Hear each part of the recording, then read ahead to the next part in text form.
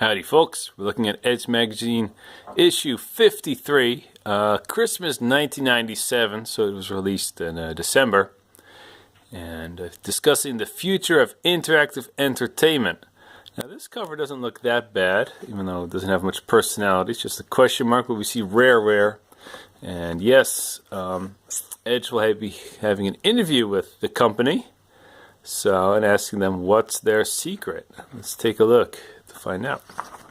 So I realized that their opening columns don't have the slogan, "The future is almost here," anymore, which is a shame. I guess this opens up their opening columns to be more about the less about the future, more about other things. But still, I always thought it was a great slogan, "The future is almost here." So we won't be having that anymore. Edge's opening column is about Rare and, well, how they managed to be so successful. Although they don't say that much, they tell us to read on. And oh, this is not working. I have a new book, which doesn't really work as a stand. I'll have to find something a bit stickier, I guess. Okay, so the letters are at the front now, and one person talking about how PC games don't have the responsive controls that console games do, and I remember that being a bit annoying.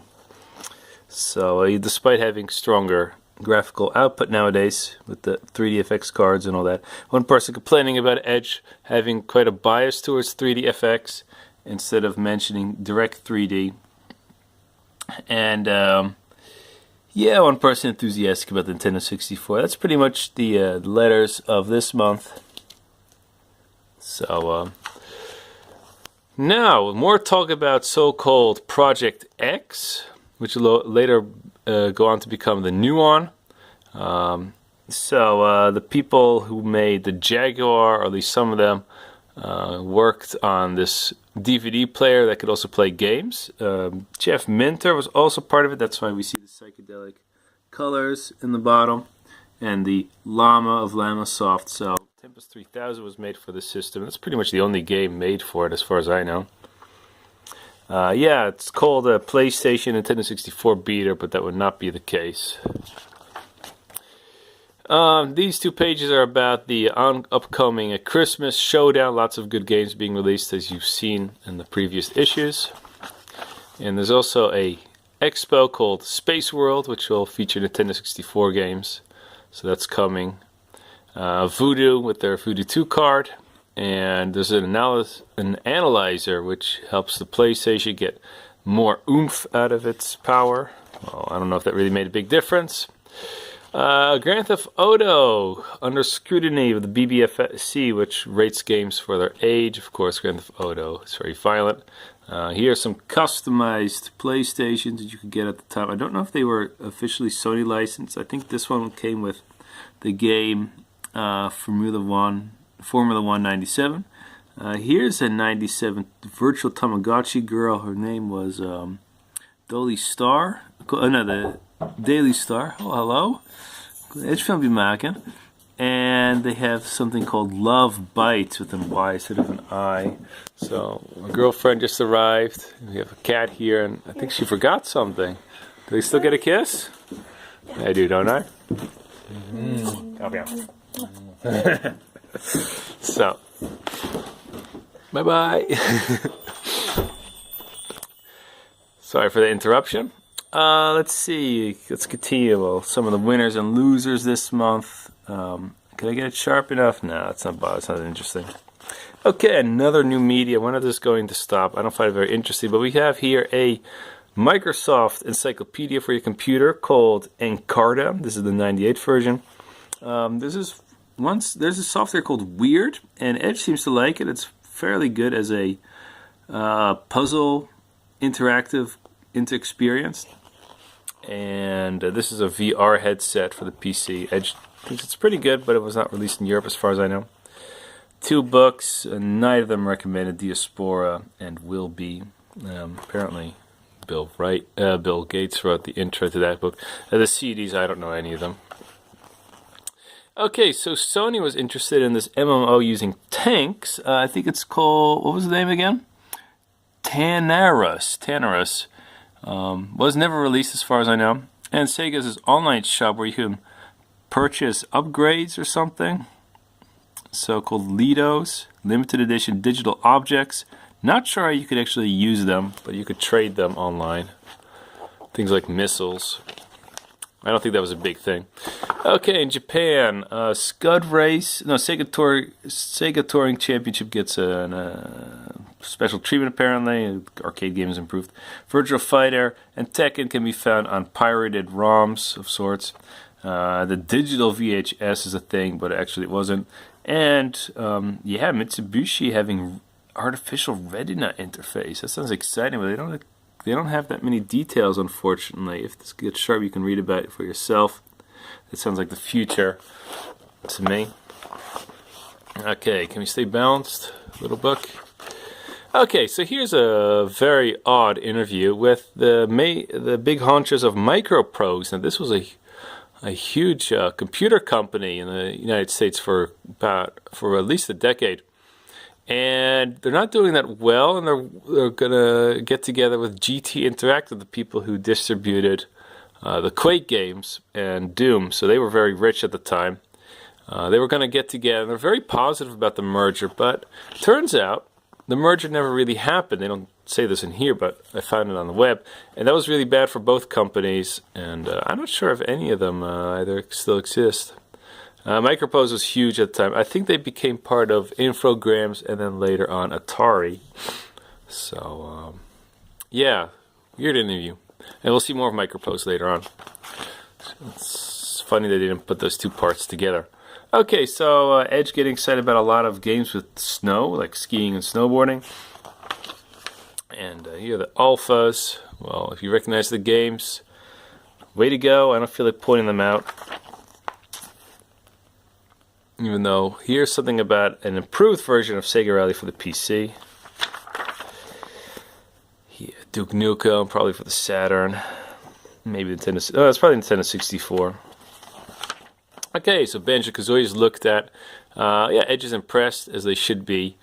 A lot of people lament this game for being too much of a collecting game, not much of a platformer, but hey, people loved it at the time. Very colorful. Quake 2. For the PC, wouldn't really revolutionize the genre, but it was the de facto shooting game until Unreal came out. And yeah, I had a lot of fun playing this back in the day. Hey, Nagano, another collection of sports games, this time winter games by Konami, kind of like track and field. Assault Core, I don't think this game was actually released. It's like an RTS. Edge probably looked at it because it was made in the UK, or was being made in the UK. There was no publisher confirmed at the time, so this is more like a more like a third-person RTS game. So a lot of violence apparently. And I couldn't find that much on the internet about it. Here you have Superbikes, made by the Italian company, what are they called again? Milestone. I think this did lead to a series, which was fairly well acclaimed, but I don't care much about motorcycle games. Bloody Roar, I thought it was a really good fighting game at the time, and Edge likes it too. Everyone was enthusiastic about it at the time. It's made by Hudson. You know, the people who made Bonk and Bomberman.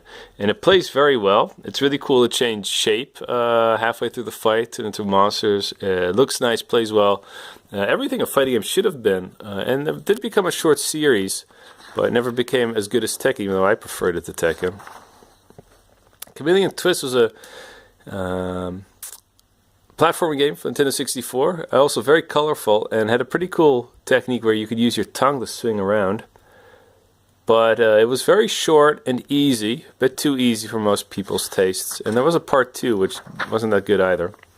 Now, the game 1, this was released but got not very good reviews. It's kind of like Robotron 64, if I recall correctly, but on a PlayStation 1. Made in the US. Hard to find information about it due to the vague name. And I think it also got another name, actually. I looked it up last week, and I was surprised I could find anything. The company is ASC/vis.conk. I don't know.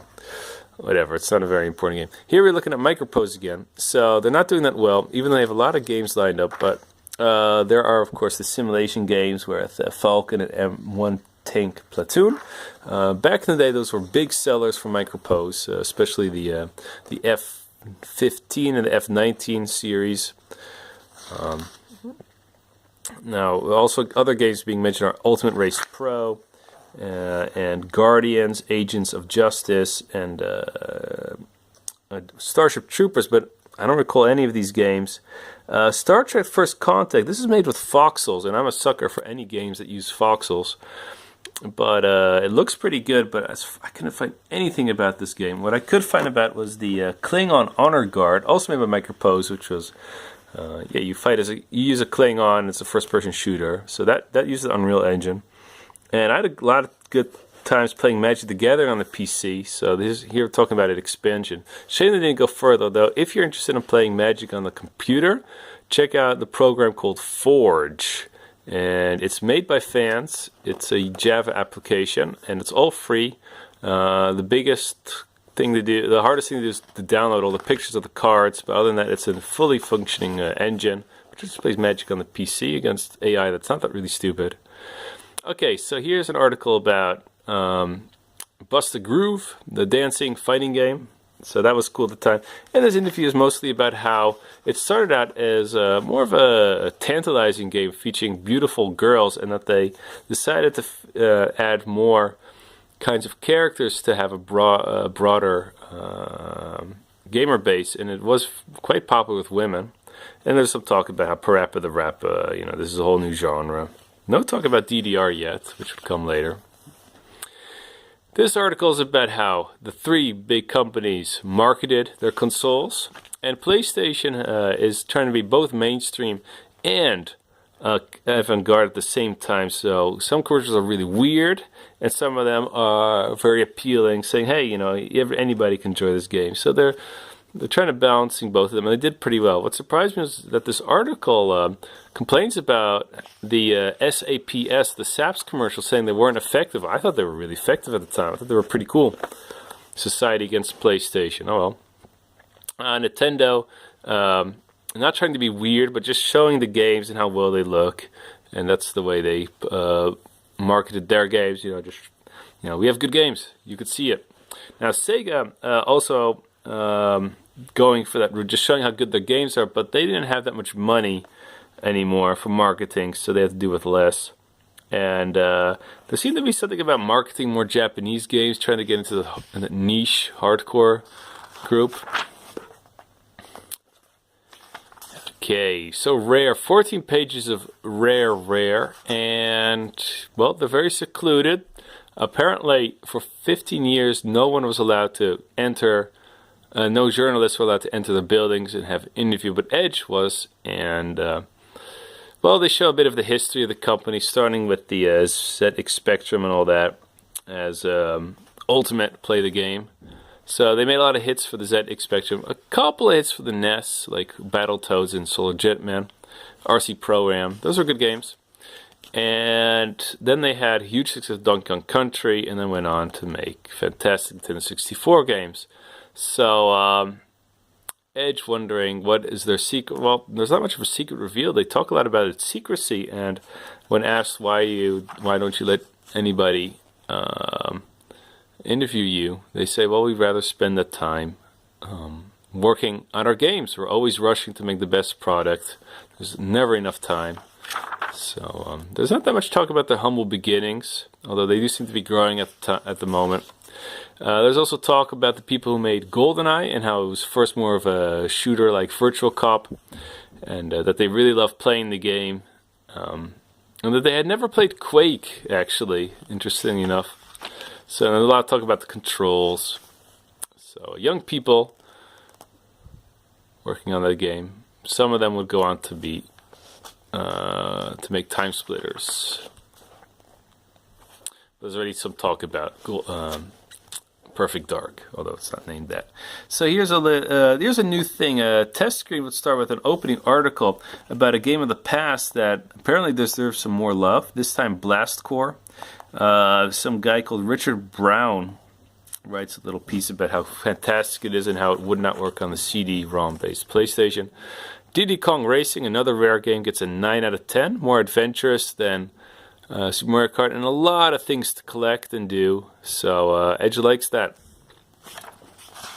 I think they liked it more than most people. Blade Runner gets a 9 out of 10. They love how the game has different endings. There's a lot of attention to detail, and probably the best click and carry adventure released at the time, maybe of all time even. So great FMV, great atmosphere, and yeah, it's a smart game.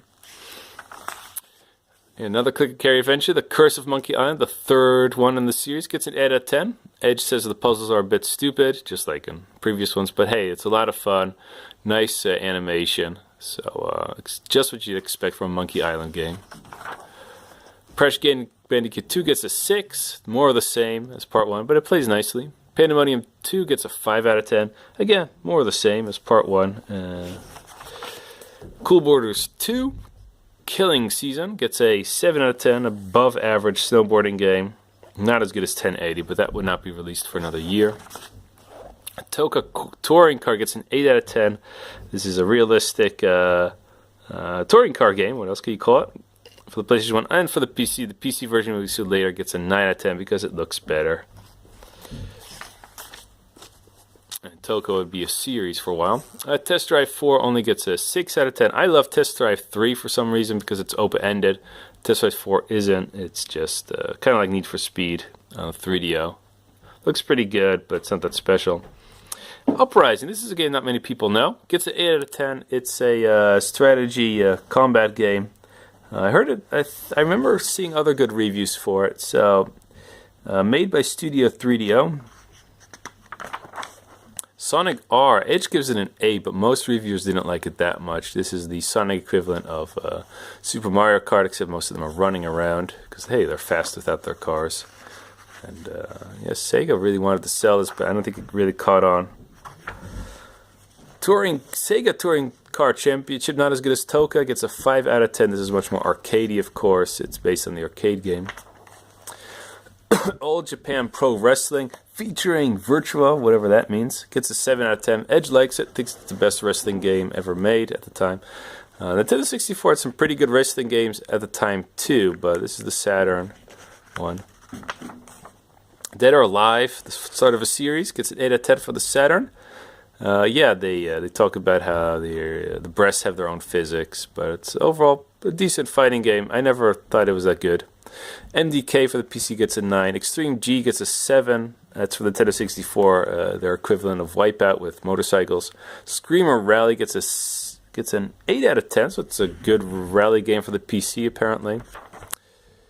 A lot of reviews this issue. Rampage World Tour for the Nintendo 64 gets a 6 out of 10. Pretty simple game. Here, like I said, Toka gets a 9 for the PC. Silhouette Mirage gets a 6 out of 10. I think this was a shoot 'em up. Gettysburg by Sid Meier only gets half a page, but gets an 8 out of 10. So quite a classic. Of course, there was an 80s version, if I recall correctly. And Myth: The Fallen Lords only gets a quarter of a page. And this is a cult classic. Edge really likes the graphics. It's an RTS with more focus on the combat. We'll see more of this later. Edge only gets it a 7 out of 10. Turok for the PC gets an 8. Actual Soccer 2 gets an 8 out of 10. Edge says it's just as good as International Superstar Soccer 64, if not slightly better. More reviews. NFL Quarter Cup Club 98 for the Nintendo 64 gets a 7 out of 10. This game had like HD graphics, so it looks fantastic. Tomb Raider 2 for the PC gets a 9. Armored Core gets a 7 out of 10. This was for the PlayStation 1. Mech game. F1 Racing Simulation, very realistic. Formula 1 game gets a 7 out of 10. It is for the PC. Need for Speed 2 SE, the special edition, gets a 6 out of 10. It's an improvement upon the lackluster original version of Street Fighter 2, but still not that much better. Quake gets released for the Saturn, gets a 7 out of 10, better than the Nintendo 64 version, but still only Quake when there's no multiplayer, by the way. Street Fighter Collection, yes, Street Fighter Alpha 2 Gold, the version, and Super Turbo, the classic, so it gets an 8 out of 10. These are pretty good conversions, worked on the PlayStation 1. And Moto Racer gets a 7 out of 10 for the PlayStation 1, a motorcycle game. And that were the reviews. Namco releases another collection of old classics. These are all lackluster. The only one worth looking at is Rolling Thunder, kind of like Shinobi with a gun. Made before Shinobi, so in that sense it was influential. Okay, in the arcades we have Scud Race Plus, so it's Scud Race with cats and other funny cars, so they added some things. Virtual On 2 is being released now with the powerful Model 3 board, and it was a big hit in Japan, but not outside of that, unfortunately. It's a fighting game with mechs, a lot of projectiles. Wish I could play more of it. Winter Heat, also released by Sega. It's winter sports games. Edge really likes it.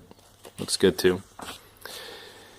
So we've passed the 20-minute mark, and it's a good thing too, because I'm a bit exhausted. I don't want to spend too much time on each issue. Let's look at the advertisements for working. So Criterion we have here. Some companies I don't know. Even Canon looking for people. They're looking for 3D graphics engineering apparently.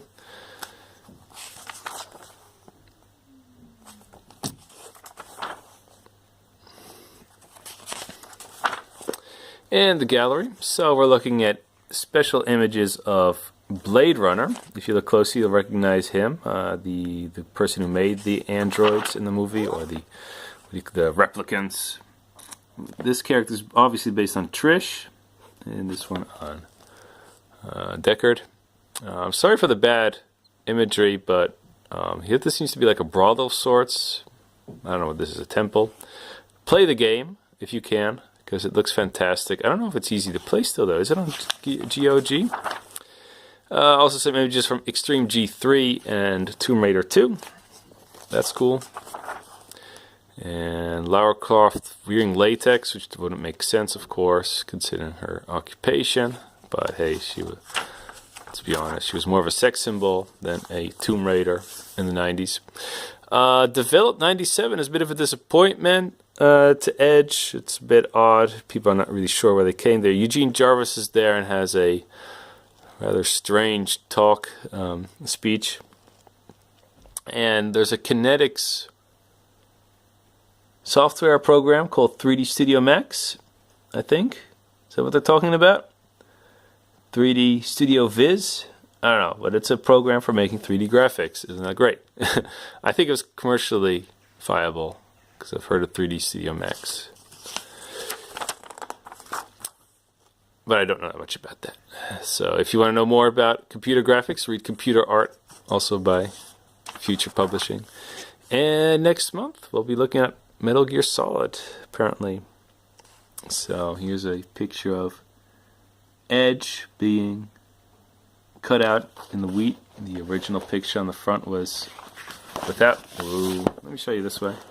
A picture of, I don't know, there's a date, the 3rd of November 97.